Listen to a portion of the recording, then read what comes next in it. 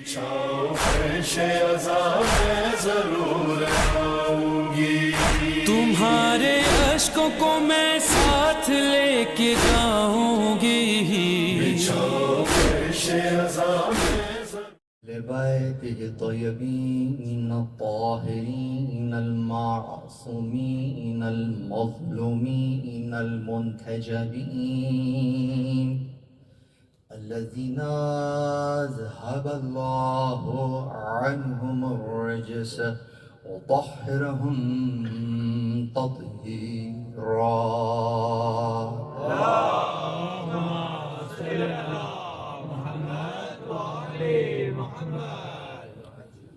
ولعنة الله على أعدائهم من يوم عداوتهم إلى قيام يوم الدين.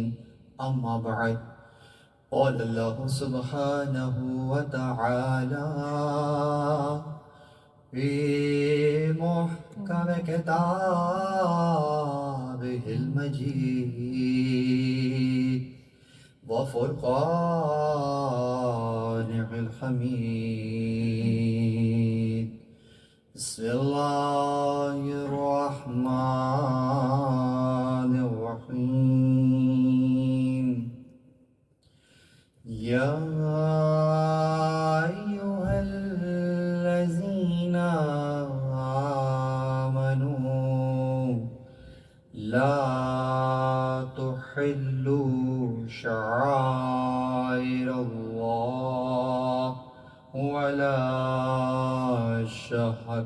درود بر محمد و آل محمد.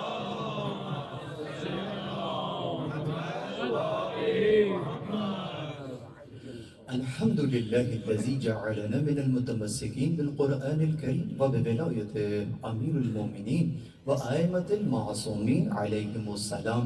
درود بر محمد و آل محمد.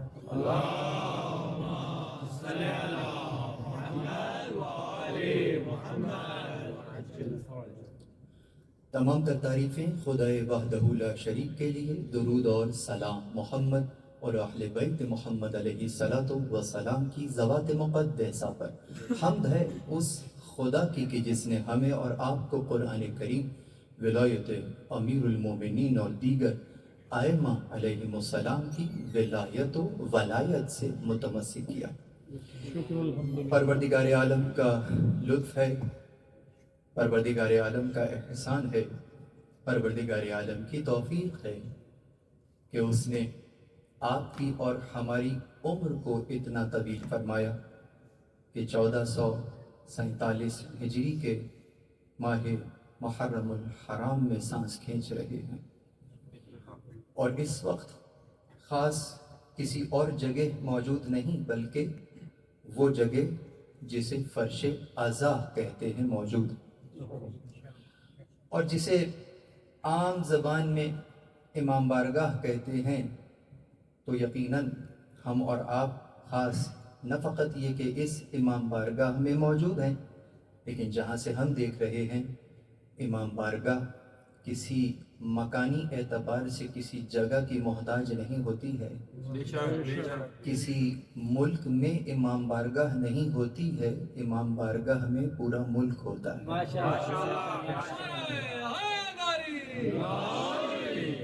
تو گویا ہم اور آپ امام کی بارگاہ میں موجود ہیں، اور جب امام کی بارگاہ میں موجود ہوں تو اس کا مطلب یہ ہوتا ہے کہ کھینچتا ہوا ہر سانس آپ کے اور ہمارے بلندی درجات کا سبب بن رہا ہوتا ہے.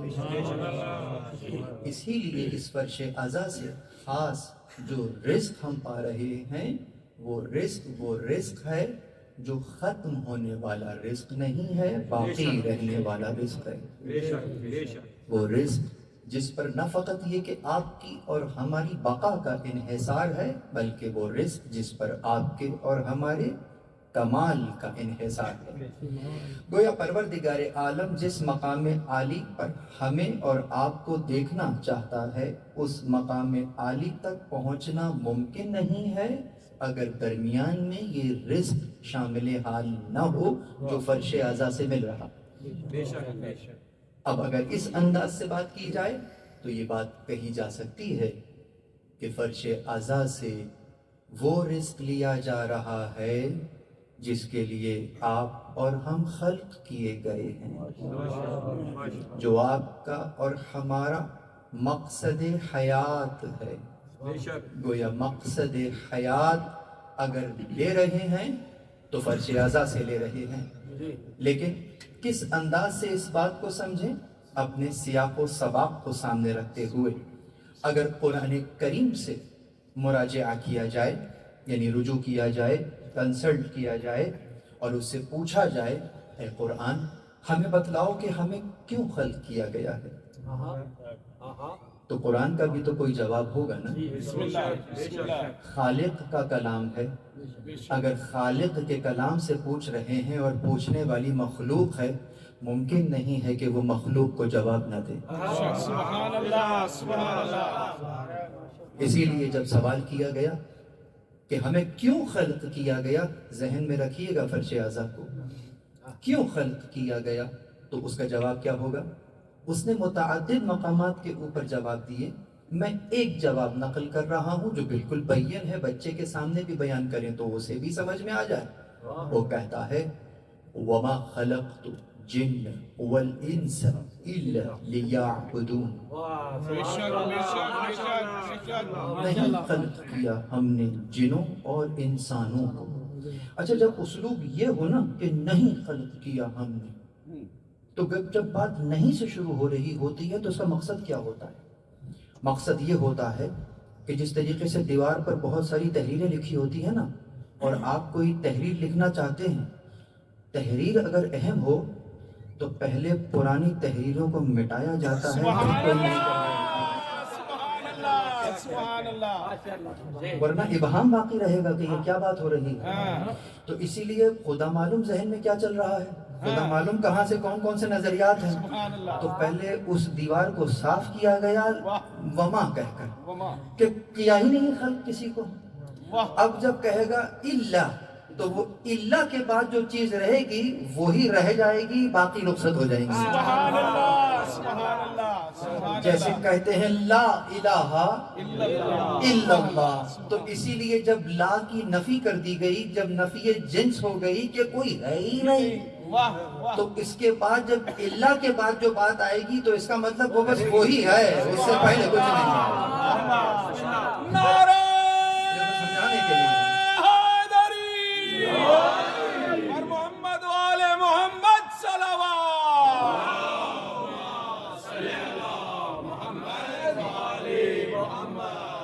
اس سے پہلے کچھ نہیں ہے، اور یہ تو سمجھانے کے لیے ہے کہ اس سے پہلے کچھ نہیں ہے، اس کے بعد بھی کچھ نہیں ہے، وہ وہی ہے۔ اللہ کے بعد جو رہ جاتا ہے وہی رہ جاتا ہے، اور جب وہی رہ جاتا ہے تو پھر وہی اول ہوتا ہے، وہی آخر ہوتا ہے۔ سبحان اللہ، بے شک۔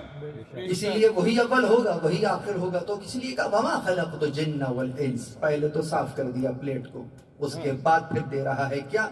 إِلَّا لِيَعْبُدُونَ، مگر یہ کہ وہ ہماری عبادت کریں۔ یہ ایک عام ترجمہ ہے جو ہم عموماً کیا کرتے ہیں یا سنا کرتے ہیں، لیکن یاد رکھیے گا قرآن چونکہ عربی میں ہے، اس کا ترجمہ آپ کسی بھی زبان میں کر ڈالیے، ترجمہ تو ہو سکتا ہے، قرآن کی ترجمانی نہیں ہو سکتا۔ سبحان اللہ، ترجمہ اور ہے اور ترجمانی اور ہے۔ سبحان اللہ، سبحان اللہ۔ تو پہلی سیڑھی ضرور قرار پا سکتا ہے تفکر اور تدبر کے لیے کہ جب پتہ ہی نہیں چلے گا کہ کیا لکھا ہے تو پھر بات آگے کہاں سے بڑھے گی۔ تو پہلی سیڑھی ضرور ہو سکتا ہے ترجمہ، لیکن آخری منزل نہیں ہو سکتا۔ کوئی وہاں سے بات شروع ہوتی ہے تو ایک اعتباری انداز سے ہم نے ترجمہ کر لیا، عبادت کے لیے خلق کیا۔ تو اب اگر پوچھ لیا جائے ذرا جلدی سے بتلائیے گا عبادت کا کیا معنی ہے؟ ذہن میں کیا تصویر کھینچی عبادت کی؟ نماز آ گئی ماشاءاللہ۔ جو ہماری مجلس میں سامنے بیٹھتے ہیں نا وہ پریشان رہیں گے کہ سوالات بہت کرتے ہیں۔ درود پڑھیے محمد وآلہ ایسا نہ ہو کہ کل یہاں سے غائب ہو جائے، نہیں یہاں پہ بلکہ اور آگے آگے آ جائیں گے انشاءاللہ۔ تو سوال یہ ہو رہا تھا کہ عبادت کیا ہے، تو بھائی نے کہا نماز۔ اچھا اور کیا ہے عبادت؟ کہا روزہ۔ اور کیا ہے عبادت؟ کہا حج۔ یہ دیکھیے عبادت کی جو تصویر کھینچ رہی ہے وہ کیا ہے؟ یہ انسان کا ذہن ہے جو یہ تصویریں کھینچتا ہے اور بیان کرتا ہے، اسی لیے یہی تصویریں آ رہی ہیں۔ تو سوال یہ پیدا ہوتا ہے کہ نماز ایک دن میں کتنی نمازیں فرض ہیں؟ 5 فرض ہیں۔ اور کتنی رکعتیں ہیں اس میں جو فرض ہیں جو واجب ہیں؟ 17 رکعتیں ہیں۔ مان لیجئے کہ ایک رکعت 1 منٹ میں پڑھ رہا ہے انسان، یا چلے خشوع و خضوع بھی ملا لیجئے تو 1 گھنٹے میں 5 نمازیں پڑھ لیتا ہوگا پورے دن میں، اس سے زیادہ تو نہیں ہے نا۔ تو اس نے خلق ہی کیا ہے عبادت کے لیے۔ اگر عبادت ترجمہ کیا ہے، اگر خلق ہی عبادت کے لیے کیا ہے تو 24 گھنٹے میں 1 گھنٹے کی عبادت بتا رہے ہو، 23 گھنٹے کس کی عبادت ہے؟ بھائی اگر ڈیوٹی میں بریک آتا ہے تو ایسا ہوتا ہے نا کہ 9 to 5 میں گھنٹہ ہی بریک آئے گا نا، یہاں تو بریک ہی جو ہے وہی ڈیوٹی بتائی جا رہی ہے، باقی بریک ہی بریک ہے۔ اس کا مطلب یہ ہوا کہ جو مفہوم کھینچ رہا JD's کا، جاب ڈسکرپشن کا، وہ کچھ غلط ہو رہا ہے، وہ کچھ غلط ہو رہا ہے۔ یہ تو ایک انداز کی عبادت تھی جو تم نے بتلائی، لیکن 23 گھنٹے میں کچھ تو ہو رہا ہوگا جس کو عبادت کہہ رہا ہے، وہ کیا ہے؟ تو جواب دیا کہ جناب روزہ رکھا تھا ہم نے، تو روزہ بھی 24 گھنٹے کا نہیں تھا میاں، وہ بھی چند گھنٹے کا تھا۔ اور کتنے مہینوں میں رکھ لیا تھا روزہ؟ ایک ہی مہینے میں رکھا تھا نا، تو وہ 1 مہینے کا ہی روزہ عبادت بیان کر دیا۔ اور ایک آواز حج کی آئی تھی، کتنے دن لگائے تھے حج میں؟ 45 دن بتائیے گا، وہ تو پورا پیکیج ہوتا ہے آپ کے قافلہ سالاروں کا، تو حج تو 5 ہی دن کے اندر ہو جائے گا نا۔ تو گویا 5 دن کا تو آپ ہمیں اکاؤنٹیبلٹی کر کے دکھا دیں گے، میاں باقی کے دن میں کس کی عبادت ہو رہی ہے؟ ساری عبادتیں جوڑ لو، مہینے سے اوپر نہیں جا سکتے، مہینے کے اندر رہو گے تو 11 مہینے میں کس کی عبادت کر رہے تھے؟ اس کا مطلب کہ فقط عبادت کہہ دینا ذہن میں جو تصویر کھینچ رہا ہے وہ مکمل نہیں ہے، وہ دین کا کوئی پہلو ضرور ہے لیکن مکمل دین نہیں ہے۔ سبحان اللہ، سبحان اللہ۔ تو پھر مکمل کب ہوگا؟ کہاں مکمل اسی وقت ہوگا جب قرآن کو اسی کی زبان میں پڑھو گے، جس طرح نازل ہوا ہے اس کو اسی انداز سے پڑھو گے۔ قرآن القرآن یفسرہ بعضہ بعض، قرآن کا بعض حصے کی شرح بیان کیا کرتا ہے۔ اسی لیے اگر قرآن ہے، قرآن خالق کا کلام ہے، کسی شاعر سے اس کے شعر کا مطلب پوچھئے، کبھی بھی جو اچھا شاعر ہوگا نا اس سے اس کے شعر کا مطلب پوچھئے، کبھی بھی شعر کا مطلب نثر میں نہیں بتائے گا، بلکہ اس شعر کا مطلب ایک اور شعر سے بتائے گا۔ ایسا ہے یا نہیں ہے؟ جو اساتذ گزرے ہیں ماضی میں، ان کو اگر دیکھتے ہیں، ان سے جب سوال کرتے، غالب سے کسی نے پوچھ لیا ان کے شعر کا مطلب، تو غالب نے اس کے بیان میں، اس کو بیان کرنے میں فی البدیہہ اسی وقت ایک اور شعر کہہ دیا۔ بھائی کیا ضرورت پڑی آپ کو یہ دوسرا شعر کہنے کی؟ وہ بیان کریں گے کہ دیکھو یہ صنف شاعری کی صنف ہے، نثر ایک الگ صنف ہے، اس کو سمجھانے کے لیے اسی صنف کی چیز چاہیے۔ تم قرآن سمجھ رہے ہو، اپنی سمجھنا داخل کرنا، معصوم سے سوال، درود پر محمد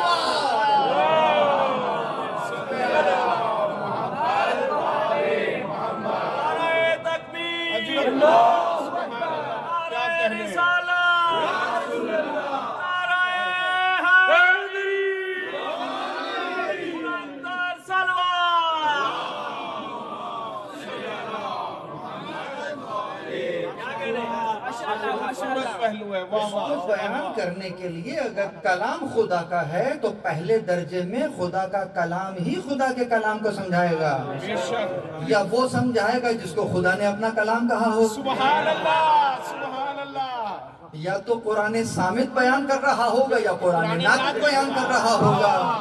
جب کنفلکٹ ہو جائے قرآن صامت میں کہ یہ ٹھیک ہے یا وہ ٹھیک ہے، تو پھر رجوع کرنا پڑے گا قرآن ناطق کی طرف۔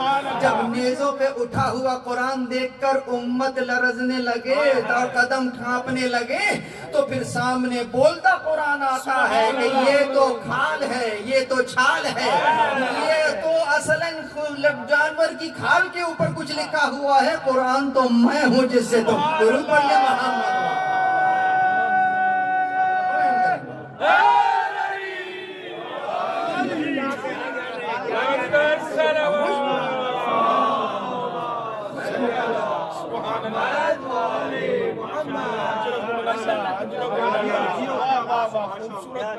وہ تو الفاظ ہیں فقط، وہ تو فقط سیاہی ہے جو کہ کسی چیز پر لکھی ہوئی ہے. حقیقت قرآن کو دیکھنا چاہتے ہو تو کیسے دیکھو گے؟ اسی کو دیکھو گے نا جس کے قلب پر نازل ہو. سبحان اللہ. اور اگر میری گزشتہ برس کی گفتگو ذہن میں ہو تو میں نے قلب بیان کیا تھا کہ قلب پر نازل کیا سے مراد کیا ہے. اب وہ آپ اور میں ہیں جو جلدی میں ترجمہ دل کر لیتے ہیں. انسان کے دل پر مہر لگا دی. اچھا تو کافر کے دل پہ اگر مہر لگی ہوئی ہے، اور آج کل تو ماشاءاللہ میڈیکل سائنس بڑی ترقی کر گئی ہے، تو اگر کافر کا دل نکال کے کسی مومن کے جسم میں لگا دیں تو جب وہ آنکھ کھولے گا تو کیا کافر ہو چکا ہوگا؟ اینڈ وائس ورسا، مومن کا دل نکال کے کافر میں لگا دیں تو کیا اٹھتے ساتھ کلمہ پڑھنے لگے گا؟ نہیں، وہ تو بات وہیں سے شروع کرے گا جہاں سے ختم ہوئی تھی. تو پھر وہ مہر کہاں لگی تھی؟ مہر اس کا مطلب یہ اس گوشت کے لوتھڑے پر مہر نہیں لگی تھی. جب وہ قلب کہہ رہا ہے تو قلب سے مراد سمجھو کہ وہ قلب کہہ کسے رہا ہے. وہ تم ہو جو تصویر بنا رہے ہو، وہ جو بیان کر رہا وہ قلب کی بات وہی کر رہا ہے جو اکثر آپ بھی کرتے ہیں. اور وہ یہ کہ اگر میں کہوں یہ الزہرا سینٹر کوالالمپور کے مثلا مثال کے طور پر قلب میں واقع ہے، تو کیا کوالالمپور کا کوئی دھڑکتا ہوا دل ہے؟ تو پھر اس کو کیا مطلب لیا جائے گا؟ سینٹر، مرکز میں واقع ہے. مرکز کسے کہتے ہیں؟ مرکز اگر کسی ملک کا مرکز ہوتا ہے تو کیا مرکز سے مراد وہ مرکز ہوتا ہے جو دائرہ لگا کر درمیان میں ہوتا ہے، یا مرکز سے مراد یہ لیا جاتا ہے کہ اس ملک میں اگر احکامات جاری ہونے ہیں تو دائیں بائیں سے نہیں ہوں گے، جو مرکز ہے وہیں سے حکم آئے گا. سنتے رہیے، آہستہ آہستہ چلتے رہیں گے انشاءاللہ. تو اس کا مطلب یہ ہے کہ وہاں جو احکامات جاری ہو رہے ہیں وہ احکامات دائیں بائیں سے نہیں آ رہے ہیں، وہ مرکز سے آ رہے ہیں. وہ مرکز کہاں ہے؟ جہاں پر کمانڈ اینڈ کنٹرول ہے، جہاں وہ جو خالق ہے وہ مخلوق کے لیے جو حکم دے رہا ہے وہیں کے احکامات امپلیمنٹ ہوں گے. تو اس کا مطلب یہ ہوا اس کو مرکز قرار پایا. تو جہاں سے احکامات جاری ہو رہے ہیں تو بس اے حضرت انسان تیرا بھی تو ایک وجود ہے یا نہیں ہے؟ اس وجود میں جو اندر سے انسٹرکشن جاری ہو رہی ہیں وہ کہاں سے ہو رہی ہیں؟ وہ تیرے مرکز سے جاری ہو رہی ہیں. یعنی جہاں سے تیرا یہ وجود کمانڈ اینڈ کنٹرول ہو رہا ہے، وہاں سے جہاں سے انسٹرکشن آ رہی ہیں، جب وہ ادھر ہی مہر لگا دیتا ہے تو پھر ان میں ایمان کی کوئی رمق باقی نہیں. اس کو کہتے ہیں ختم اللہ علی قلوبہم. ان کے قلوب پر اللہ نے مہر لگا دی. کہ کیوں؟ اس لیے کہ وہ دکان ہی نمٹ گئی ہے جہاں سے ہدایت آنے کی کوئی امکان تھا. اسی لیے اسے ہم نے قلب یوں کہہ دیا کہ جیسے یہ دل ہے، یہ دل پورے جسم میں بلڈ سپلائی کر رہا ہوتا ہے، اسی لیے ہم نے اسے قلب کہہ دیا. تو گویا یہ دل قلب کا مصداق قرار پا رہا ہے، اصلاً قلب قرار نہیں پا رہا. کیوں؟ اسی لیے جس طریقے سے یہ دل پورے جسم میں بلڈ سپلائی کرتا ہے ویسے ہی قلب تمہارے وجود میں ہدایت کو سپلائی کرتا ہے. اگر وہیں پر مہر لگا دو تو پھر وجود میں ہدایت باقی نہیں بچتی. درود پر محمد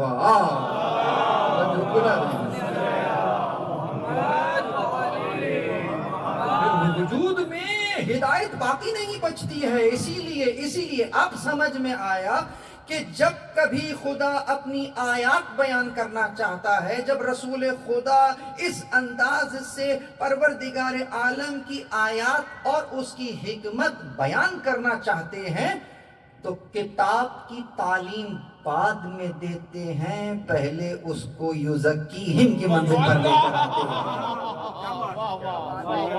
پہلے ظرف کو پاک کرتے ہیں، اس کے بعد اس میں پاک شے ڈالتے ہیں. اس لیے کہ اگر ظرف پاک نہ ہوا تو جانتے ہیں کیا ہوگا؟ نجس برتن میں آب زمزم بھی ڈال دیں گے نا تو زمزم نجس ہو جائے گا، برتن پاک نہیں ہوگا. تو اگر زمزم کی پاکیزگی کو باقی رکھنا چاہتے ہو تو تمہیں پہلے ظرف پاک کرنا ہوگا، پھر مصروف اپنی اسی حالت میں رہے گا۔ یہ آیات الہیہ ہیں، یہ احکامات الہیہ ہیں، یہ پاک و پاکیزہ احکامات ہیں۔ اگر قلب ہی پاک نہیں ہوگا تو جو حکم دیا جا رہا وہ کیسے پاک رہ سکے گا؟ درود بر محمد و آل۔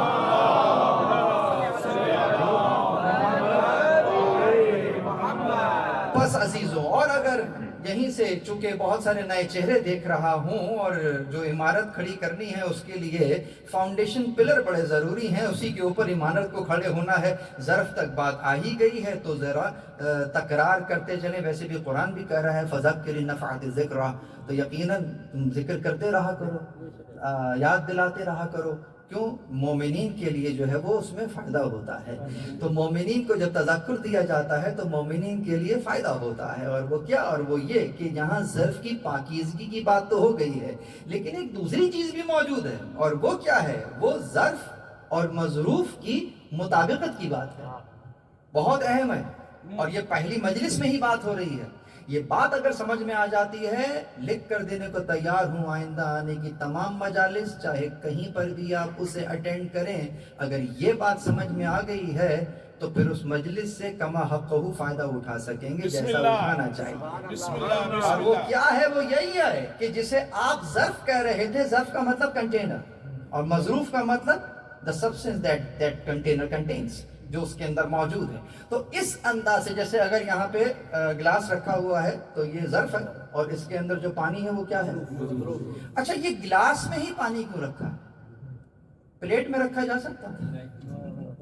پہلی بات تو اتنا پانی پلیٹ میں آتا نہیں، اور جو آ بھی جاتا تو اٹھاتے ہوئے اگر چند قطرے بھی ہوتا تو وہ بھی گر جاتا۔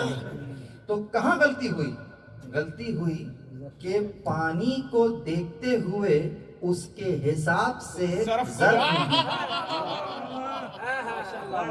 تو کمی پانی میں تھی، کمی پانی تو بہت تھا، لیکن کیا کریں جو ظرف تم پیش کر رہے تھے ابھی میں نے کوانٹٹی کی تو بات ہی نہیں کی ہے، ابھی تو میں میچ کی بات کر رہا ہوں۔ یقیناً یعنی جو تم پیش کر رہے ہو وہ اس سے مطابقت نہیں رکھتا ہے۔ تم نے پلیٹ کو پیش کیا ہے، بریانی تو دی جا سکتی ہے، پانی نہیں دیا جا سکتا، اور اگر بریانی لینی ہے تو پھر بوٹل پیش کر رہے ہو تو اس میں پانی دیا جا سکتا ہے، بریانی نہیں دی جا سکتی ہے۔ اب سمجھیے، یہ اس دنیا کا ادنا ترین رزق ہے۔ کیا بات ہے!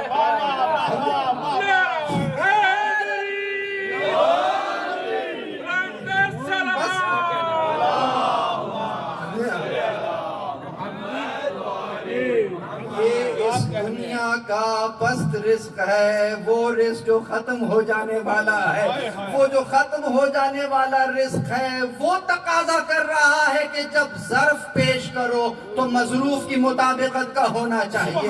تو تم وہ رزق لینے جا رہے ہو جو ہمیشہ کا رزق ہے، تو کیا ظرف کو مظروف کی مطابقت کا نہیں ہونا چاہیے؟ درود پر محمد و آل۔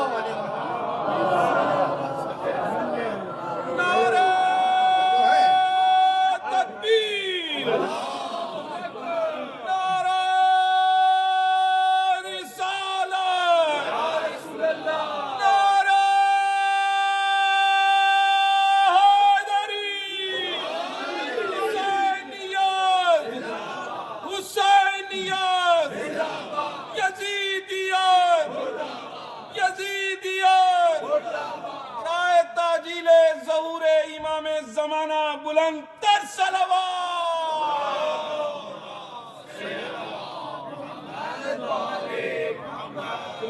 اب دیکھنا یہ ہے کہ مجلس اعضاء میں لینے کیا ہیں۔ تو جو مجلس اعضاء میں جو لینے آیا ہے، مجھے نہیں پتا کہ کون کیا لینے آیا، لیکن بہرحال یہ فیصلہ میں اسی پہ چھوڑ رہا ہوں کہ بھیا تمہیں پتا ہونا چاہیے کہ لینے کیا آئے، سبحان اور جو لینے آئے ہو تو اس کے لیے ظرف کو آمادہ کیا ہے۔ اب اگر فرش اعضاء سے نورانیت لینے آئے، سبحان اللہ، تو ظرف میں نورانیت پیدا ہوئی ہے یا نہیں ہوئی؟ سبحان اللہ نورانی ظرف ہوگا تو نورانیت کو جذب کرے گا، ظلماتی ظرف ہوگا تو کبھی بھی نور کو درک نہیں کر سکے گا۔ اسی لیے بہت توجہ، امام زمان اگر سامنے آ جائیں تو فقط اگر امام زمان کو فقط دیکھ رہے ہوں، اسی لیے کہا جاتا ہے کہ یہ فقط دیکھنا کمال نہیں ہے، درک کرنا کمال ہے۔ دیکھنا اگر کمال ہوتا تو یہ کمال تو شمر نے بھی کر لیا تھا کہ وہ اپنے امام زمان کو دیکھ تو رہا تھا، پہچان نہیں رہا تھا، درک نہیں کر رہا تھا۔ اور جب ادراک کی بات آ جائے تو ضروری نہیں ہے کہ آنکھوں سے دیکھا ہو تو ہی سمجھ میں آئے، ایسے بھی ہوتے ہیں کہ دیکھا تو نہیں ہے لیکن معرفت ایسی ہے جو امام چاہتے ہیں وہی کر رہا ہے۔ درود بر محمد و آل محمد۔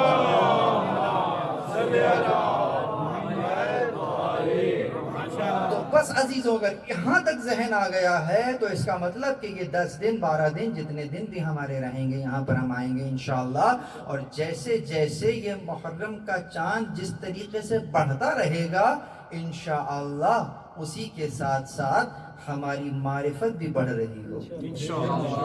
اگر یہ ہو گیا تو سمجھ جائیے کہ جو شے لینے آئے ہیں اس کے لیے ظرف واقعتاً آمادہ ہو چکا۔ دوسری منزل میں پھر یہ بات آتی ہے کہ ظرفیت کتنی ہے، مطابقت تو ہے۔ اب آپ لے کے ہی چائے کا کپ آئے ہیں تو میں ایک ہی پیالی چائے دوں گا نا آپ کو۔ اسی لیے جب ہمارے پاس روایات آئیں جس میں امام حسین علیہ السلام کی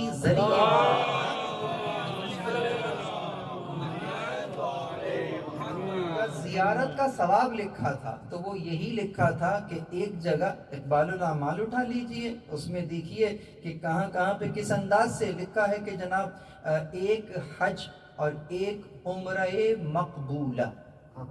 یہ عمرہ مقبولہ، حج مقبولہ، مقبولہ کیا ہے؟ مقبولہ یہ ہے، بہت سے حاجی اس وقت انشاءاللہ ماشاءاللہ حج کر کے آئے ہوں گے، لیکن کوئی حاجی یہ دل پر ہاتھ رکھ کر کہہ سکتا ہے کہ جو حج کر کے آیا ہے وہ قبول ہو گیا ہے؟ کوئی کہہ سکتا ہے؟ نہیں کہہ سکتا نا۔ اتنی ایفرٹس کی ہیں لیکن اس کے باوجود بھی کوئی کہہ نہیں سکتا کہ یہ حج میرا قبول ہے، مقبول ہے۔ لیکن زیارت امام حسین علیہ السلام کا جب ثواب بیان ہو رہا تو وہاں پہ فقط عمرے کی بات نہیں ہو رہی، عمرہ مقبولہ کی بات ہو رہی، یعنی فار شیور وہ عمرہ جو مقبولہ ہو، وہ حج جو مقبولہ ہو تو وہ آپ کو دیا جائے گا۔ اور ایک جگہ پر میں نے دیکھا حاشیے میں لکھا ہوا تھا کہ ایک اور طرق سے جب یہ روایت آئی کہ کہا وہ حج اور وہ عمرہ جو جیسے گویا رسول اللہ کی معیت میں کیا گیا، تو پھر کہاں چلی گئی بات کہ ایک تو مقبول حج اور وہ بھی جو رسول کے ساتھ کیا ہو۔ تو ایک حج ایک عمرہ، آگے چلے لکھا تھا کہ 7 حج 7 عمرہ روایت ہے، اور ذرا آگے جائیے تو بات 70 تک چلی گئی، اور نہ فقط 70، ایک جگہ 1000 1000 تک بات چلی گئی۔ اور مسئلہ پتہ ہے کیا ہے وہاں پر بات رک کیوں گئی؟ اس لیے کہ عربوں میں 1000 سے اوپر کوئی عدد ہی نہیں تھا، اگر ہوتا تو پھر وہ بیان ہو جاتا۔ تو کہا 1000 حج 1000 عمرہ مقبولہ کا ثواب ہے۔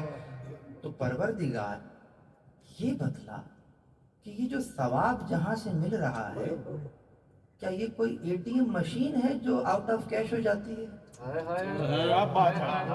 کبھی 7 حج نکل رہے ہیں، کبھی 70 حج نکل رہے ہیں، اور کبھی ماشاءاللہ 1000 حج نکل رہے ہیں، تو کیا کمی ہو جاتی ہے وہاں ثواب کی؟ جواب کیا آئے گا؟ کہا دیکھو ثواب کی کمی تو نہیں ہوتی ہے، لیکن دیکھنا یہ پڑتا ہے کہ آنے والا ظرف کتنا آنے والا ظرف کتنا لایا ہے۔ تم اپنا دامن ہی پھیلاتے ہو ایک حج اور ایک عمرے کا، ہم ایک حج اور ایک عمرہ دے دیتے ہیں۔ تم ذرا دامن کو وسیع کرتے ہو، ہم حج اور عمرہ بڑھا دیتے ہیں۔ تم دامن تو وسیع वापसी करो, हम 1000 हज ना देते तो कहना, कमी सवाब में नहीं है, कमी तुम्हारे ज़र्फ में है। दुरूद पर मोहम्मद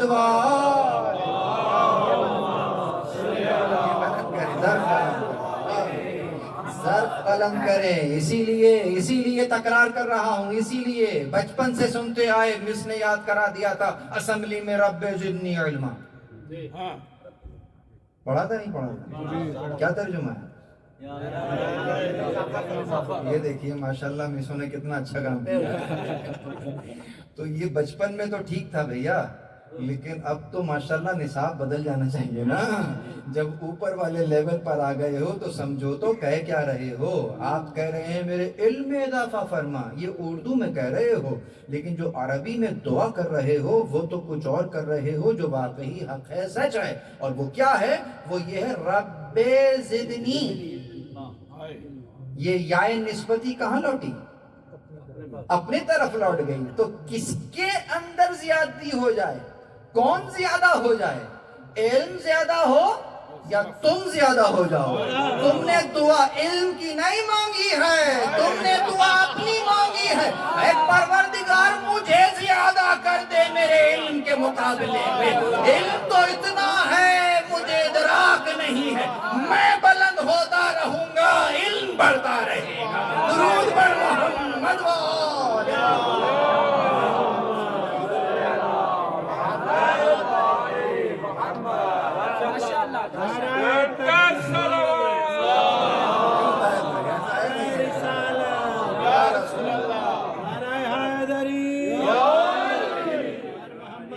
मोहम्मद बुलंदतर सलावत।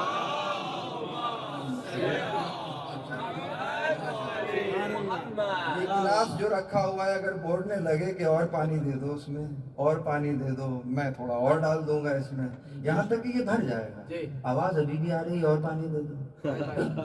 ये वही होगा कि मेरे इल्म में इजाफा कर दे, तो हम पलट के कहेंगे अरे हम तो देने को तैयार हैं, तुम्हें ज़र्फियत करना है। तुम ज़र्फ तो अपना बढ़ाओ। और अगर मैं बयान करूं ऐसे एक एग्जाम्पल, ये बच्चा भी समझ जाए कि बच्चे भी माशाल्लाह से बैठे हुए हैं, कि अगर समंदर में आप एक गिलास डिबो दीजिए या पूरी बाल्टी डिबो दीजिए, लबालब तो दोनों भर जाएंगे। गिलास को शिकायत नहीं करनी चाहिए कि मुझ में पानी कम क्यों आया है, अरे तुम अपनी ज़र्फियत का बढ़ाओ, समंदर का पानी ना देख लेना।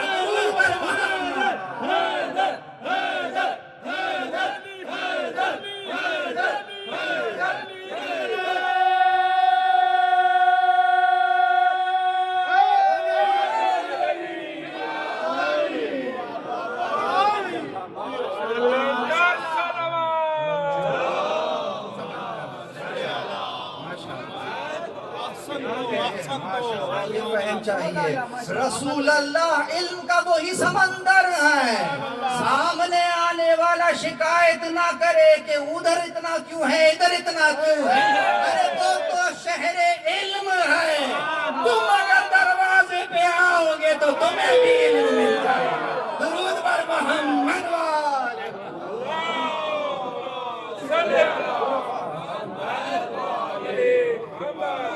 रसूल अल्लाह ने जब खुद को तशबीह दी, क्या जबरदस्त किस्म की ये तशबीहात भी यकीनन होगा खुद एक मौजू है। ये तशबीहात को देखिए, कभी रसूल अल्लाह खुद को शहर से तशबीह देते हैं। जब शहर से तशबीह दे रहे हैं तो वो शहर कोई और नहीं हो सकता, इल्म का ही शहर होगा, इल्म का ही शहर होगा। और जब मौला अली को उसके साथ अपने साथ मिलाते हैं तो फिर उनको भी तो फिर तशबीह देनी है कि नहीं देनी है। तो मैं तो हूँ शहर इल्म, तो ये अली कौन होंगे? कहा अली बाबूहा। तो गोया गेटवे, मैं कह सकता हूँ कि Ali is the gateway towards city of knowledge. Ali gateway है सिटी ऑफ नॉलेज का। जो नेटवर्किंग के बच्चे यहाँ बैठे हुए हैं, जो सोच रहे हैं, समझ रहे हैं, गेटवे की अहमियत जानते हैं। जरा गेटवे हटा दो, फिर ढूंढते रहोगे नेटवर्क नहीं मिल रहा। अरे गेटवे तो डालो तभी नेटवर्क तक पहुंचोगे। अली को निकालने के बाद न रसूल अल्लाह मिलेंगे न अल्लाह। दुरूद पर मोहम्मद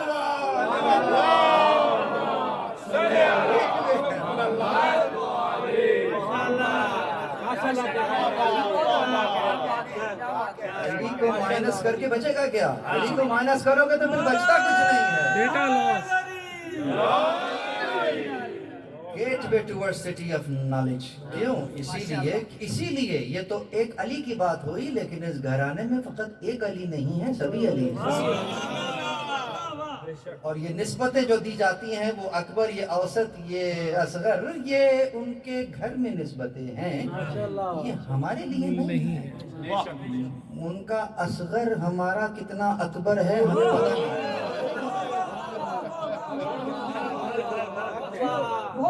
उनका असगर है, वो हमारा कितना अकबर है हमें मालूम नहीं है।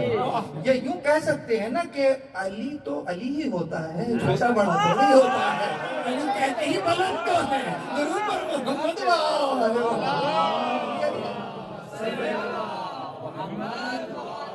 बड़ा होता है, बुलंद होता है।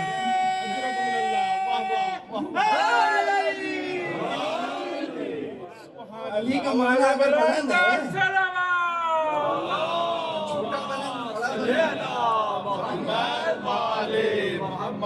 तो यहाँ तक अगर जहन आ गया है तो अब तक की गुफ्तगू को जरा समेट दें, और वो ये कि फर्श आज़ा से क्या ले रहे थे? रिस्क ले रहे थे।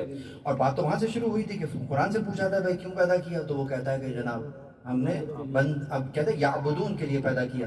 तो अब उसको क्लोज करना पड़ेगा कि इसका मतलब कि इसका तर्जुमा फ़कत इबादत नहीं हो सकता। फिर तर्जुमा क्या होगा? तर्जुमा में या तो निकल गया मुदारे का, दून जो है वो आ गया आपका जमा के लिए ले लीजिए, तो दरमियान में बच क्या गया? अब बच गया। इस अब को क्या कहते हैं? बंदा। तो या अबदून को अब तर्जुमा कीजिए इससे मिलाकर, तो क्यों पैदा किया? कहा बंदगी के लिए पैदा किया। सुभान अल्लाह, सुभान अल्लाह। अब जब बात बंदगी की आएगी तो फिर जहन में फकत नमाज नहीं आएगी। क्या बात है। अब जहन में कभी फकत रोजा नहीं आएगा, क्योंकि बंदगी 9 to 5 नहीं होती है, 24/7 होती है। सुभान अल्लाह, बेशक। एक लम्हे के लिए भी अगर खुदा की बंदगी से निकले तो गोया शैतान की बंदगी में चले गए। खुदा ने पैदा किया है अपनी बंदगी के लिए, ना कि शैतान की बंदगी के लिए। तो गोया बंदगी का मतलब ये हुआ कि जिसको अब्द कहते हैं कि जो वो चाहता है वही मैंने करना है, तो ये बंदगी हो रही है। लेकिन अगर उसकी चाहत के मुखालिफत में कोई काम कर रहे हैं तो कुछ कर रहे होगे, बंदगी नहीं कर रहे होगे। यहाँ तक कि अगर नमाज भी पढ़ रहे हो, अगर नमाज तो नमाज है ना, जिसको आप दीन के तौर पर और इबादत के तौर पर कह रहे हो, अगर नमाज भी पढ़ रहे हो लेकिन पढ़ इसीलिए रहे हो कि देखो वो मुझे देख रहा है कि मैं नमाज पढ़ रहा, तो ये नमाज भी मुंह पर मार दी जाएगी। गोया उठक बैठक तो कर रहे हो, बंदगी नहीं कर रहे हो। अगर बंदगी कर रहे होते तो अज्र फकत मुझसे चाहते, मेरे गैर से नहीं चाहते। तो बंदगी यानी 24/7 बंदगी। तो अब कहां तक इसका दायरा फैल गया? दायरा वहां तक चला गया होगा कि अगर मस्जिद में है तो भी उसकी बंदगी हो रही है, अगर घर में है तो भी उसी की बंदगी है। क्या मतलब? अल्लाह ने तुम्हारी जिम्मेदारी लगाई है अपने अयाल की किफालत की, तो उस किफालत की जिम्मेदारी को अदा कर रहे हो, बंदगी परवरदिगार कर रहे हो। अगर बच्चों के साथ शफकत कर रहे हो तो बच्चे तो तुम्हारे हैं, शफकत कर रहे हो, लेकिन असलन खुदा ने जिम्मेदारी लगाई है, बंदगी परवरदिगार कर रहे हो। अगर ज़ौजा को उसके हुकूक दे रहे हो, उसके राइट्स दे रहे हो, तो ये क्या कर रहे हो? उसको नहीं दे रहे हो, अल्लाह की बंदगी कर रहे हो, इसलिए कि उसने तुम्हें उसके साथ किया है। इसीलिए दूसरी तरफ कह रहा हुन्ना लिबासुल लकुम व अंतुम लिबासुल लहुन्ना, कि तुम उनके लिए लिबास हो, वो तुम्हारे लिए लिबास हैं। तो गोया लिबास आपकी वजाहत में इजाफा करता है, आपके को प्रोटेक्ट करता है, आपको सर्दी गर्मी और मौसम से महफूज रखता है, आपकी इफ़्फ़त को महफूज रखता है। ये तमाम खुसूसियात अगर लिबास की होती हैं तो बिल्कुल इसी तरीके से तुम उसके लिए लिबास हो, वो तुम्हारे लिए लिबास है। तुम उसको महफूज करोगे, वो तुम्हें महफूज करेंगी। तुम उसके लिए यकीनन इस अंदाज से अपनी बंदगी को इस अंदाज से हक अदा कर रहे होगे कि जो हुकूक परवरदिगार आलम ने दिए हैं वो तुम अदा कर रहे होगे। इसको हम कहेंगे बंदगी परवरदिगार। यहाँ तक कि जब आप कमाने निकलेंगे, जब आप जॉब पर जाएंगे, तो वो जॉब भी इस एम्प्लॉय की नहीं, इस एम्प्लॉयर की नहीं, उस एम्प्लॉयर की हो रही है जिसने रिस्क हलाल कमाने के लिए आप पर जिम्मेदारियां डाली हुई हैं। आप अपने घर से दूर यहाँ रहकर जो कमा रहे हैं, असलन रिस्क हलाल कमाने के लिए घर को छोड़कर निकले हुए बंदगी परवरदिगार कर रहे। दुरूद पर मोहम्मद। आगे चलिए। तो पहली मजलिस, पहली मुहर्रम, उसका आगाज ही हमने जिस आया करीमा से किया वो सूरह मुबारक मायदा की आयत। सूरह मुबारक मायदा कुरान मजीद का किताबत के एतबार से 5वें नंबर का सूरा और नुज़ूली एतबार से 112 नंबर का सूरा। क्या हसीन इम्तिजाज है इस 5 और 12 का।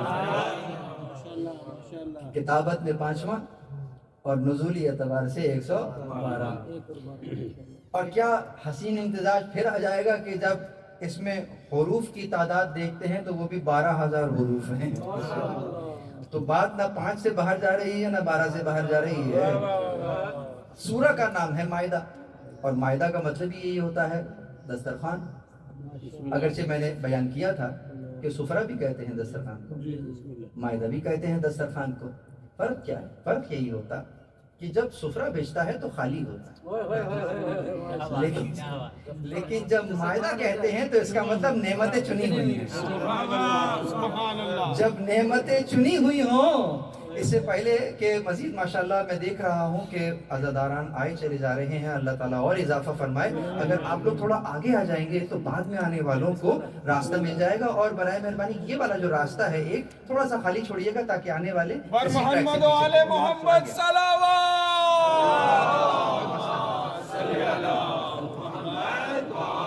और करीब आ जाइए। ज्यादा सवाल नहीं करूंगा, और करीब आ जाइए। दुरूद पढ़िए मोहम्मद वाले मोहम्मद।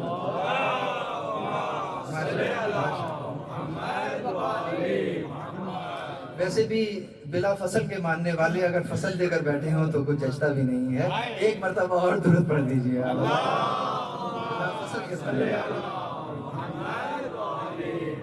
अर्ज़ कर रहा था कि यकीनन मायदा को मायदा ही इसीलिए कहा कि नेमतें चुनी हुई हैं। तो अब इसमें कौन सी नेमत है जो चुनी हुई है? मायदा में देखना पड़ेगा।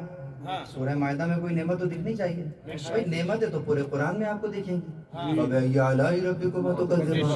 भाई सूरह रहमान ही पढ़ लीजिए, कितनी हर जगह नेमतें दिख रही हैं। तो नेमतें तो पूरे कुरान में दिखेंगी, तो फिर तो सारी सूरह का नाम मायदा होना चाहिए था। मायदा 1, मायदा 2, मायदा 3। लेकिन नहीं, ऐसा नहीं। इसको खास मायदा कहा, यानी कि जहां नेमतें मौजूद हों उन नेमतों में भी जिस सूरह को कह रहे तो मायदा कह रहे हैं। सुभान अल्लाह। इसका मतलब कोई खास बात तो इसमें है। इस सूरह में कुछ तो ऐसा है कि जिसके बाद उसके नाम को मायदा ही कह दिया। तो क्या है सूरह में?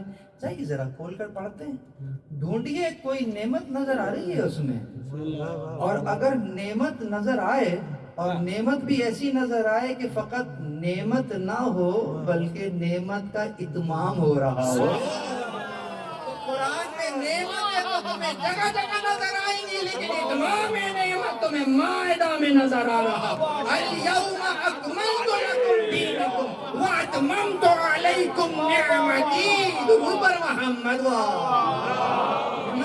हो रही है। गोया दूसरी जगहों पे नेमत नजर आ रही है, इत्मामे नेमत नजर नहीं आ रहा। इत्मामे नेमत नजर आ रहा है तो मायदा में नजर आ रहा। तो सूरा का नाम मायदा नहीं होगा तो और क्या होगा? और जो जिस अंदाज से परवरदिगार मुखातब है, जरा उस अंदाज को भी देख लीजिए। बात यहाँ तक आई गई है तो उसको यहीं पर खत्म करके आगे चलें, क्योंकि यकीनन मोमिन का दिल जो है ना वो इस अंदाज से तड़प रहा होता है कि कैसे इस बात को पेश किया जाए कि मौजू इस अंदाज का है। अल-यौम कह के बात करता है आज के दिन। समझिए 36 मरतबा तर्जुमा सुना हुआ होगा, ये बात सुनी होगी, लेकिन जो बात पेश कर रहा हूँ इस एंगल से जरा देखिए, इंशाअल्लाह समझ में आएगी। जब कह रहा है अल-यौम, आज के दिन, آج کے دن کیا کیا؟ اکمل تو، اب ذرا سمجھیے گا، اکمل تو لکم دینکم و اتمم تو، اس کو یاد رکھیے، اکمل تو اتمم تو، ٹھیک؟ اکمل کیا ہے، اکمال ہوا ہے، اتمام ہوا ہے۔ اکمال کس کا ہوا ہے؟ اکمل تو لکم دینکم، تمہارا دین، تمہارے دین کو جو تم پیش کر رہے تھے اس دین کو ہم نے کامل کیا ہے آج کے دن۔ وَأَتْمَمْتُ عَلَيْكُمْ نِعْمَتِي، اور تمہارے اوپر اپنی نعمت کو تمام کر دیا۔ سمجھ میں آئی بات کہ اکمل تو اور اتمم تو۔ اچھا اب تیسری چیز کیا ہے؟ آخری کہا وَرَضِيتُ، اس کو نہ بھول جائیے، ہم یہاں تک نہیں جاتے۔ اکمل تو ہوا، اتمم تو ہوا، رضی تو ہوا، اکمل تو دین ہوا، اکمل تو لکم دینکم، اور آخر میں جس کو کہتا ہے رضی تو کہتا ہے وَرَضِيتُ لَكُمُ الْإِسْلَامِ دِينًا، کہ تمہارے اسلام سے، رضیت لکم الاسلام، تمہارے اسلام سے آج راضی ہو گئے۔ سبحان اللہ۔ ابھی دیکھیں، سنتے جائیے کہاں کہاں ہے۔ تو تمہارا دین کامل کیا، نعمت کو، اپنی نعمت کو تمام کیا، اور تمہارے اسلام سے آج راضی ہو گیا۔ منطق میں اس کو ہم کہیں گے یہ منطوق ہوا، یعنی جو کہا۔ اس کو پلٹ دیجئے پیچھے تو جو کہا نہیں ہے وہ مفہوم ہوگا، جو اس سے ملتا ہوگا۔ جو کہہ رہے ہیں وہ تو یہ کہہ رہے ہیں، لیکن اس کہنے کے پیچھے جو کہہ رہے ہیں وہ مفہوم ہے۔ اس کہنے کے پیچھے جو کہا نہیں ہے لیکن کہہ دیا ہے، اور وہ مفہوم ہے کہ آج کامل کیا ہے، آج نعمت تمام کی ہے، آج تمہارے اسلام سے راضی ہوا ہوں۔ تو اس کو پلٹ دیجئے تو پھر کل تک کا جو اسلام رہ گیا ہے اگر وہی دوبارہ سامنے آئے گا تو وہ اسلام تو ہوگا لیکن میں راضی نہیں ہوں گا۔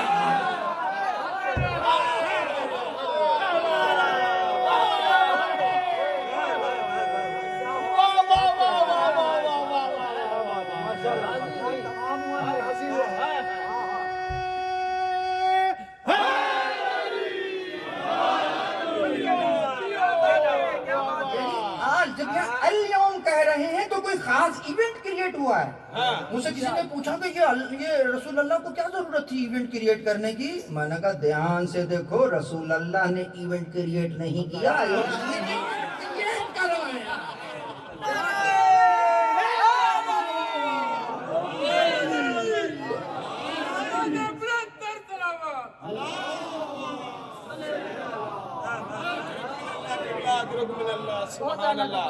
گویا کل تک تمہارا دین کامل نہیں تھا، کل تک نعمت تمام نہیں تھی، اور کل تک کے اسلام سے اللہ راضی بھی نہیں تھا۔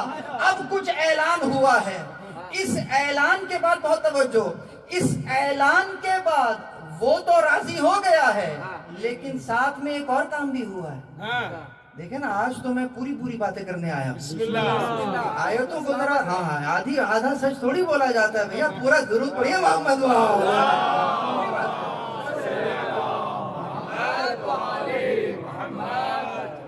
یہاں تک اگر سمجھ میں آ رہی ہے بات تو یہاں اکملتوں کی بات تو ہو گئی ہے۔ اليوم، آج کے دن، تو آج کے دن کوئی اور خاص کام بھی ہوا ہے کہ نہیں ہوا؟ ہوا ہے، نہیں وہ تو بیان ہوا ہے، ذرا سمجھیے، آ گئے وہاں تک۔ اليوم کہہ کر اس نے ایک اور بات کہی کہ آج کے دن میں تو راضی ہو رہا ہوں لیکن آج کے دن ایک اور کام بھی ہو رہا ہے۔ کہتا ہے اليوم یئس الذین کفروا من دینکم، آج کے دن وہ کہ جس نے کفر کیا ہے وہ تمہارے دین سے نا امید ہو گیا۔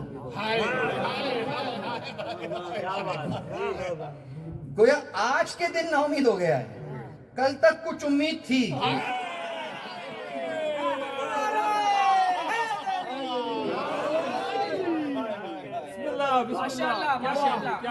اگر سماعتیں بیدار ہیں تو ایک جملہ کہوں گا، لیکن وہاں وہاں تک درود کی آواز آنی چاہیے. درود پڑھیے محمد وہاں.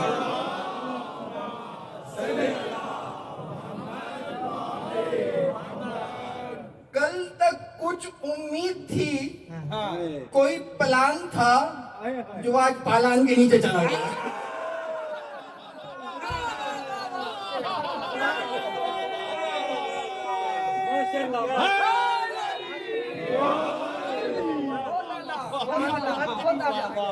خدا معلوم کتنے پلان تھے جو پالانوں کے نیچے دب کر رہ گئے. دل کا ارمان دل میں ہی رہ گیا. علی کو مبارکباد پیش کرنا پڑ رہا ہے. درود بر محمد وال.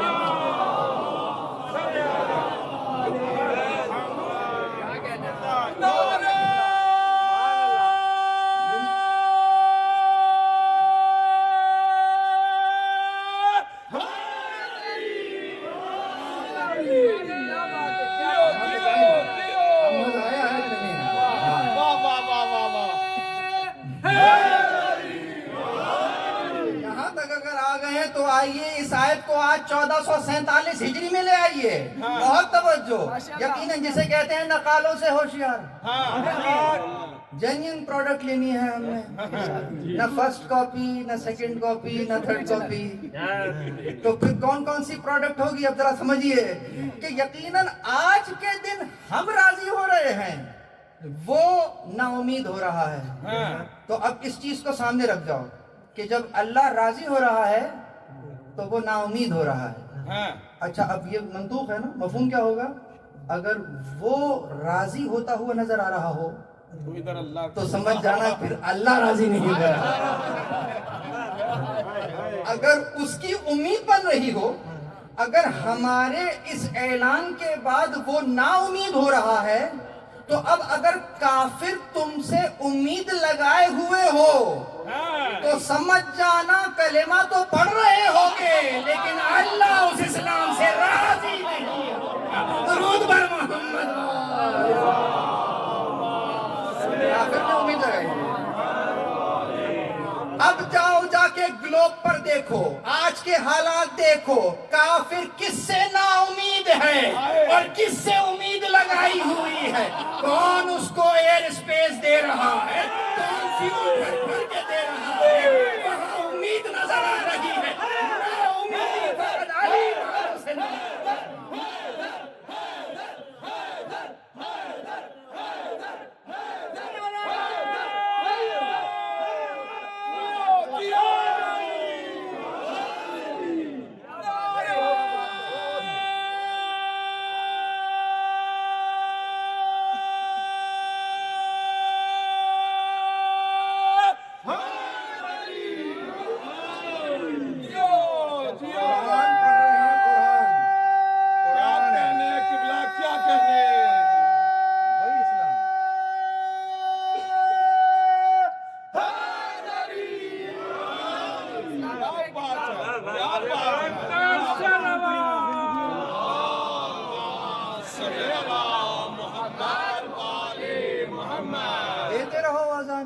ہوتی رہے نمازیں, رکھتے رہو روزے, پیش کرتے رہو اسلام, لیکن آؤٹ ڈیٹڈ ہے.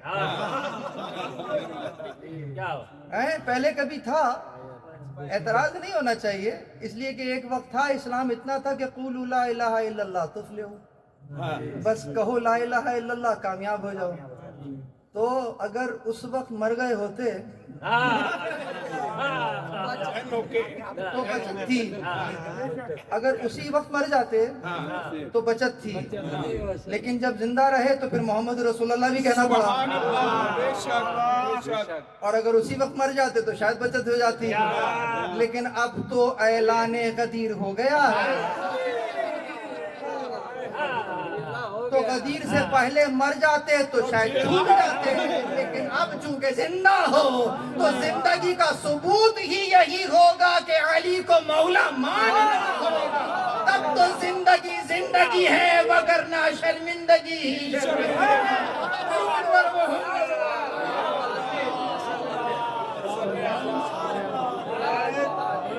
سنتو قبلہ سنتو نعرہ حیدری.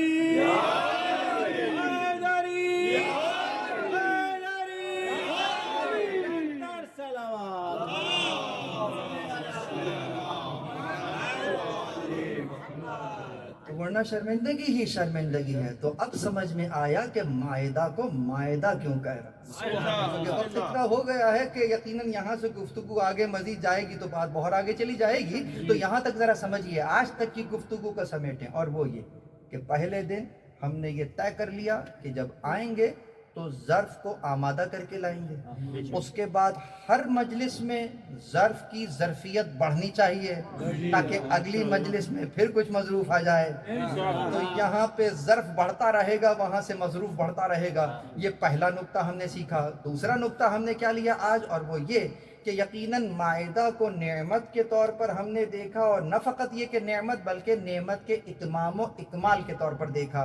تو تیسرا نقطہ اس میں یہ نکلا کہ یقیناً کہ پروردگار عالم اسی اسلام سے راضی ہوگا کہ جس کے اندر ولایت اور علی علیہ السلام نظر آ رہے ہیں, جس میں ائمہ معصومین نظر آ رہے ہوں. تو اگر یہاں تک سمجھ میں آ گئی ہے تو پھر پروردگار عالم, فقط ترجمہ کروں گا, کہتا ہے کہ وہ لوگ جو ایمان لائے ہو.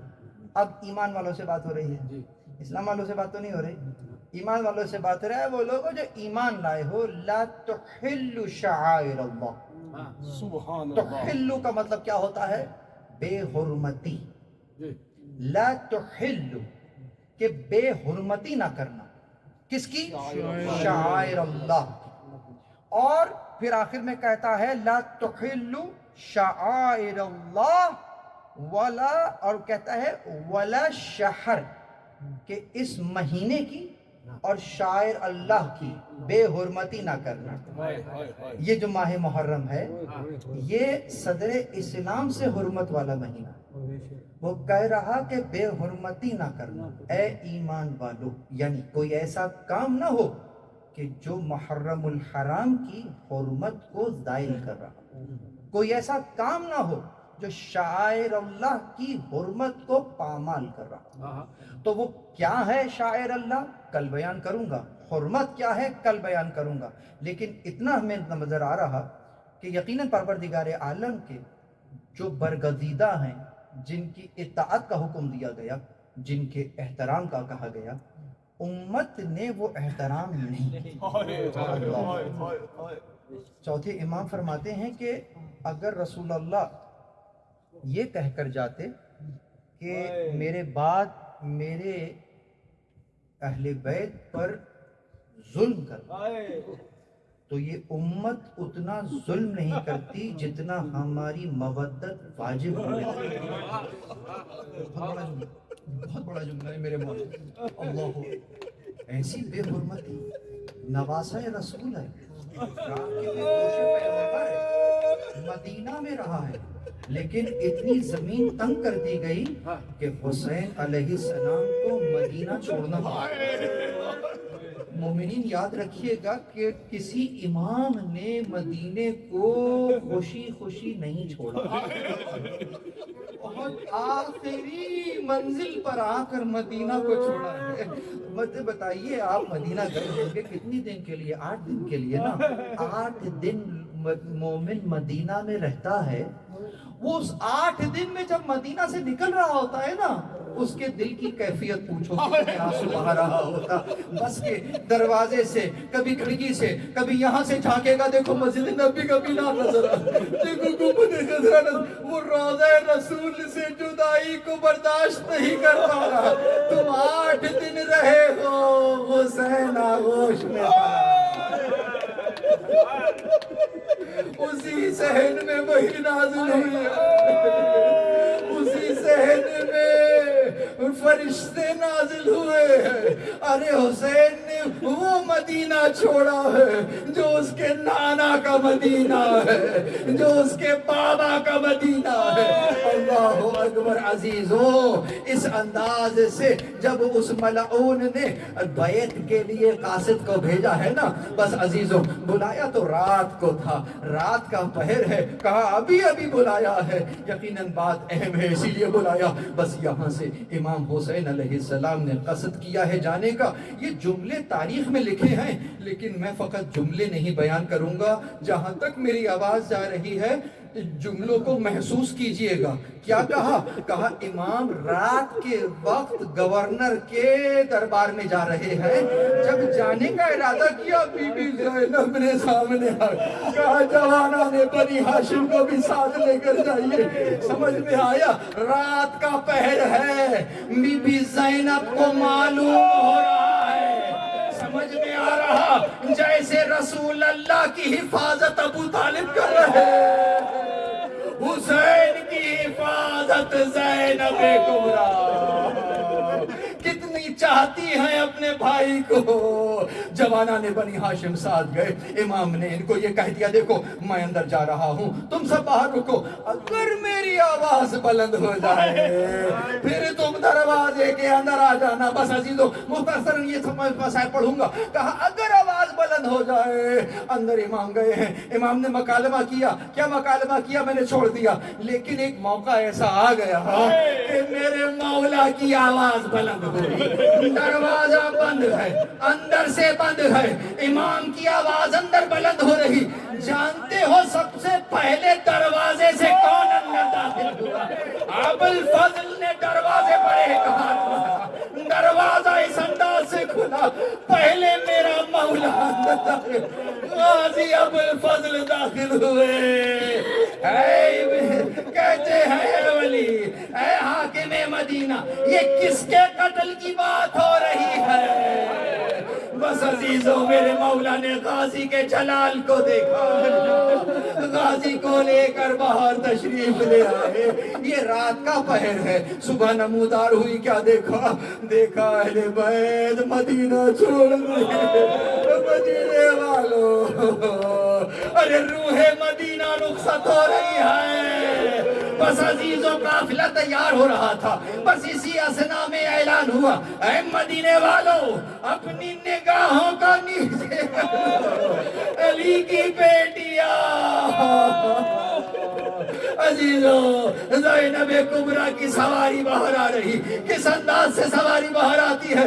سامنے سامنے اس انداز سے ابوالفضل العباس موجود ہے, اور پیچھے شہزادے قاسم موجود, علی اکبر درمیان میں موجود ہے. عزیزو سمجھئے امام حسین موجود ہے. اس انداز سے سواری باہر آ رہی. کس انداز سے سوار ہو رہی, ذرا سوار ہونے کو بھی سمجھو کہ کیسے میرے مولا علی اکبر نے محمل کا پردہ اٹھایا ہے, کیسے میرے ابوالفضل العباس نے اپنے زانوں کو پیش کیا ہے. امام حسین نے بازو پکڑ کر زینب کو سوار کرایا. یہ سواری کا منظر ذہن میں آ گیا ہے نا. بس اب ذرا 61 ہجری کو سامنے لے آؤ.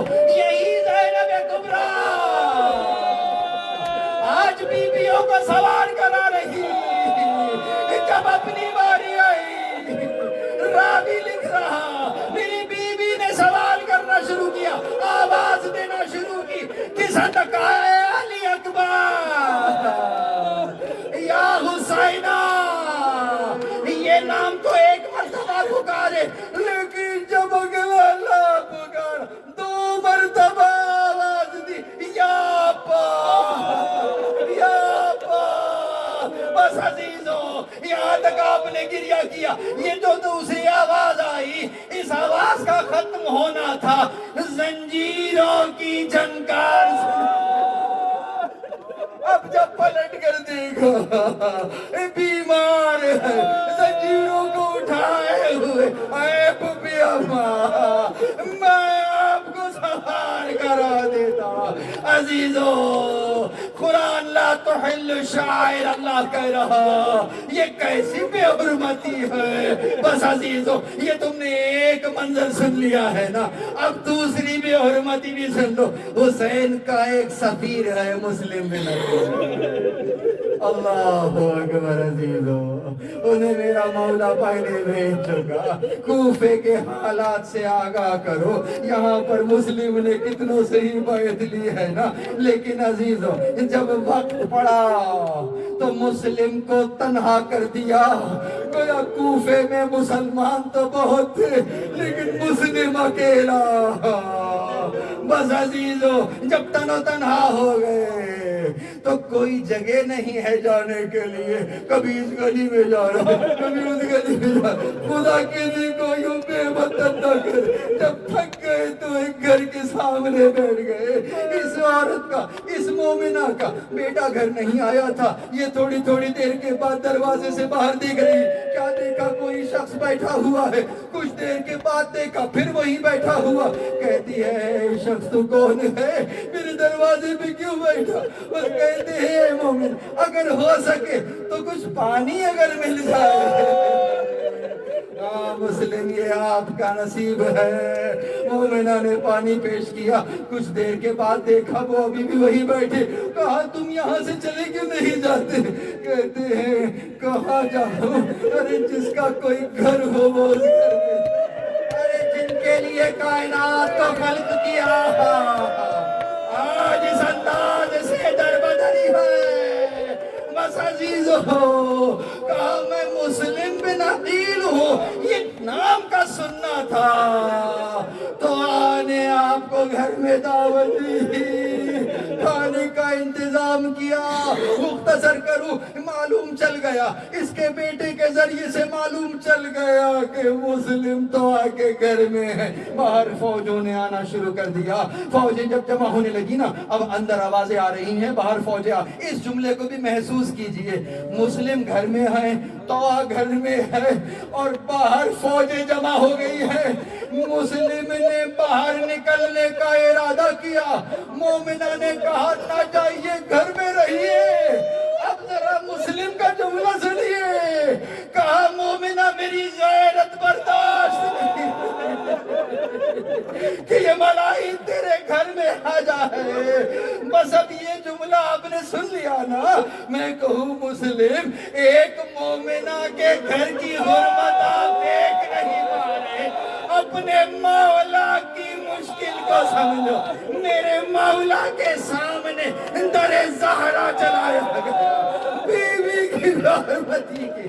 اللہ اکبر! مسلم گھر سے باہر چلے، یہاں سے لڑنا شروع کیا، کبھی دائیں سے حملہ کر رہے، کبھی بائیں سے حملہ کر رہے، یہاں سے بار بار میسج جا رہا ہے اور فوجوں کو بھیجو، اور فوجوں کو بھیجو۔ ابن زیاد پریشان ہو گیا، ارے تمہیں ایک شخص کو گرفتار کرنے بھیجا ہے، اتنی فوجوں کی کیا ضرورت ہے؟ جواب سنیں گے، کہتے ہیں تو نے کیا کسی بقالے کو گرفتار کرنے کے لیے بھیجا ہے؟ ہاشمی جوان ہے، سمجھ میں آ رہا؟ اب جب تمہیں تاریخ میں مسلم کی چلتی ہوئی تلوار نظر آئے تو ذرا ابو الفضل کو یاد کر لیں۔ ارے جب کربلا میں مسلم کی مصیبت کو یاد کرنا، ابو الفضل کو نہ بھول جانا۔ بس عزیزوں لڑتے لڑتے انہوں نے ایک گڑھے میں انہیں گرایا، زخمی کیا، لہو لہان ہو گئے ہیں مسلم۔ ان کو دربار میں پیش کیا گیا، سب نے جھک کر سلام کیا، نہیں کیا تو مسلم نے سلام نہ کیا۔ پوچھا تم نے جھک کر امیر کو سلام کیوں نہ کیا؟ وہ تاریخی جملہ کہا حسین کے علاوہ میں کوئی امیر نہیں رکھتا۔ یہ جملہ تاریخ میں موجود ہے۔ بس عزیزوں حسینی کردار اگر ہوگا تو حسین کے علاوہ کوئی امیر نہیں ہے۔ بس عزیزوں اس انداز سے جب ابن زیاد نے یہ سنا، اس کے ہاتھ میں ایک چھڑی رہا کرتی تھی، یہ زہرا کی کمائی ہے، یہ آل محمد ہے جو سامنے کھڑے اسی چھڑی سے چہرے مبارک پر اجر رسالت دینا شروع کر دیا۔